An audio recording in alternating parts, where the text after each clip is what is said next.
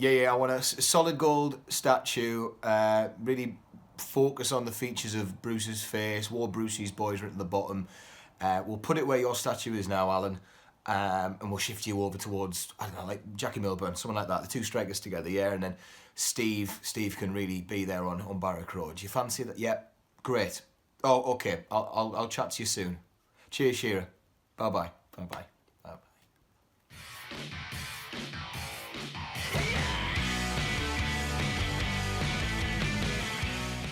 It's the Gallagher Shots YouTube channel, back-to-back wins and a good feeling returning to St James's Park. This is a team finally playing, even if the strikers can't score. Only Newcastle United could do this, beating Bournemouth 2-1. I'm Emil Franchi and these are your player ratings for Saturday's brilliant win at home. Now, Martin Dubravka was in goal. We're not going to start anywhere else, are we? The opening 15 minutes, he put in a great shift. There was crucial stops around the goal. The defenders left him exposed from that set play. I did keep saying, though, that Bournemouth were very good with that set play. It was just a kind of usual routine lapse from our defenders. However, apart from that, they did a very good job, which we'll get on to. Dubravka continued the stops in the second half. Never really was worried when corners were coming in. Okay, maybe a little bit when it was 2-1, but still. He was helped by a very poor Bournemouth attack on this occasion, so we'll count ourselves lucky there. Dubravka gets 8. DeAndre Yedlin, goal scorer. He struggled to keep in his defender position, I always felt, up until the goal.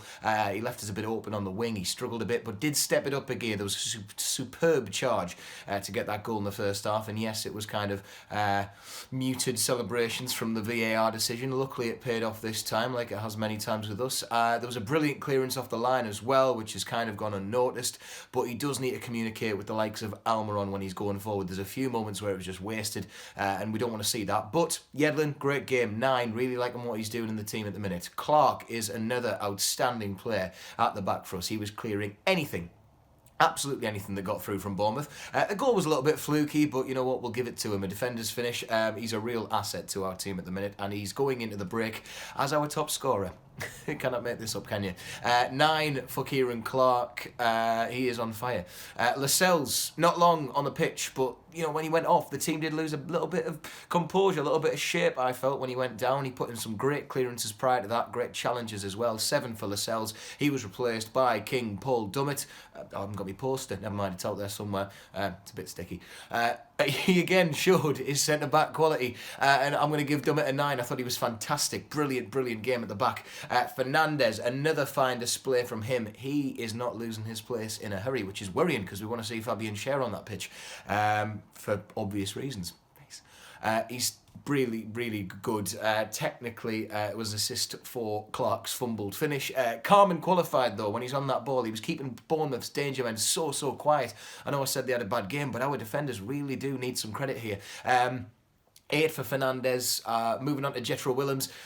Quite a consistent player going forward. He looks very promising heading up the pitch. There was a few wasteful moments where there was a few size around the ground that we could have maybe built on. A little bit run ragged as well by their opposition breaking down the wing. But he fights for the ball. He's clever finding the players. He's not afraid. He's keeping Paul Dummett out the team.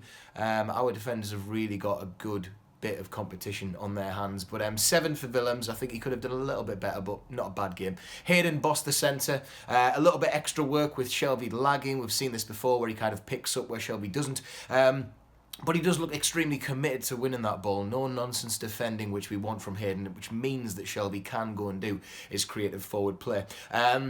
Pushed us forward as well quite a lot. His presence on the ball, there was a lot of shouts to shoot when he did get the ball quite far out, and I think there was one attempt, wasn't there? Hayden gets 8. Shelby, who we've just touched on there, they're really working well together, those two. I think that it's a case of we'll have the Longstaffs or Hayden and Shelby.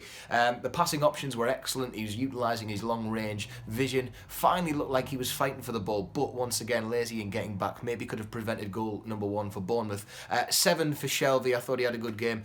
Despite that, the 7 is by no means a bad thing. It's just the other players had an even better game. Almiron was one of them. Resilient performance, tireless, covering all areas of the pitch.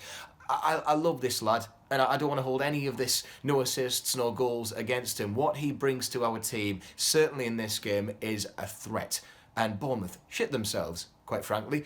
He looked really dangerous. He did his defending duty as well. He was going back to win the ball. He just tries everything, and the attempt that he had, it came off our own play. It's unluckier than unlucky with his attempt, and you know, just a brilliant game. 8 for Almiron.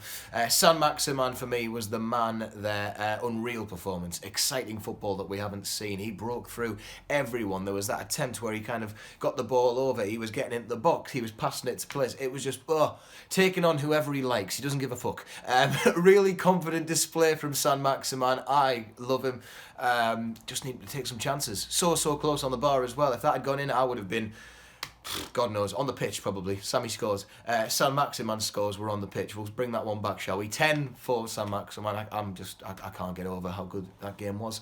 Atsu came on, and his biggest contribution was allowing Saint-Maximin to get a nice standing ovation for Alan. So off he went. Joe Linton up front, excellent display, put a shift in, by far his best game in terms of working with the rest of the team, and he was getting into good positions despite the isolation. Shots that he took were tough, but it's going to come. Eventually something will fall right for him. Bournemouth, quite a good defensive team as well, and he was holding up, winning the ball, set off several attacks. He's working very well with Almiron, Saint-Maximin, Willems even coming in with that. I like what he's bringing to our team. 8 for Joe Linton. We will get a goal eventually. Carroll came on to replace him. Those tired legs that Joe Linton had, because he did look a bit lagging by the end, but no real impact needed from Big Andy. There's nothing better than this, is there? We love a good international break win, especially when they come back to back. We've got a tough Monday night trip awaiting us at Aston Villa. We love Mondays. But it's the return of the team after that lost to Newcastle United before winning the Premier League. We're coming for you, Pep. We're coming. Yeah, I'm sure he's terrified of Kieran Clark, of course. Like this, watch everything. I love you. Ta-ra.